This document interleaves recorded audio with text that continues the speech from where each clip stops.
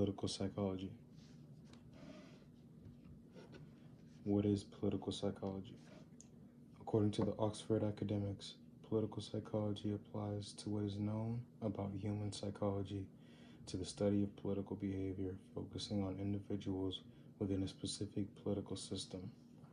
Topics such as terrorism, public support for fascism, and ethnocentrism are commonly studied within political psychology to gain a better traction on the perennial questions of how well citizens are equipped to handle their democratic responsibilities. Brief history of political psychology. Political psychology has a history of spanning over 150 years across different countries and eras.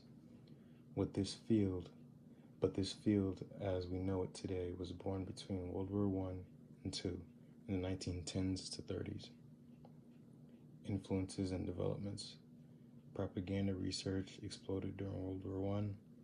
Freudian psychoanalysis influenced early analysis of political leaders. Studies of authoritarian personality, prejudice, and mass persuasion emerged. Political psychology started to become a recognized specialty, especially in Europe. Propaganda.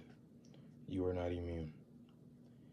We'll focus on a specific aspect of political psychology. Propaganda. The average American is subjected to many forms of it on a daily basis. Commercials, TV shows, news are all examples of propaganda, even though we don't think of it that way. The goal of them being whatever the politician wants the people to do or believe, like joining the military, voting, community service, etc. Not all are harmful, but when your beliefs comes from people with ulterior motives, history shows it's never turned out good.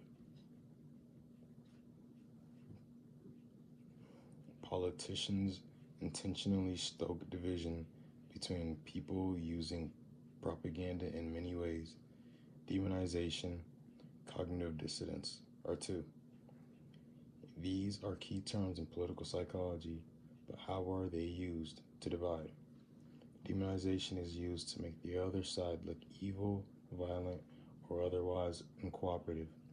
Cognitive dissonance is used when the own person's side does something contradictory, but they ignore or try to explain it away irrationally. Let's look at examples of how this would manifest in a person or group. Example 1.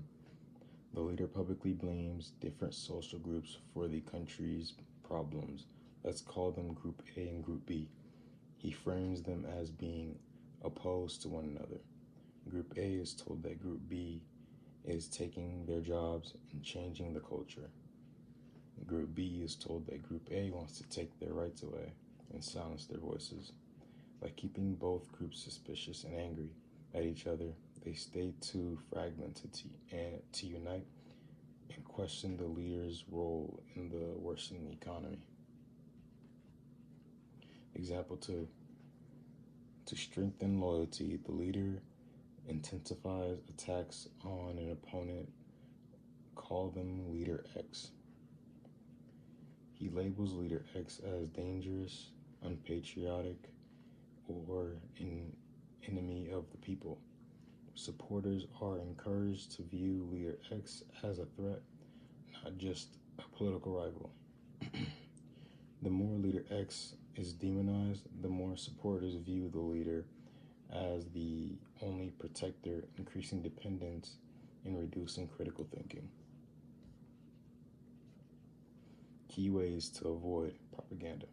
According to the Cornell Library of Media Literacy, the best way of fighting against propaganda are to independently verify the source, be reflective, actively investigate the news source, look for in-depth coverage.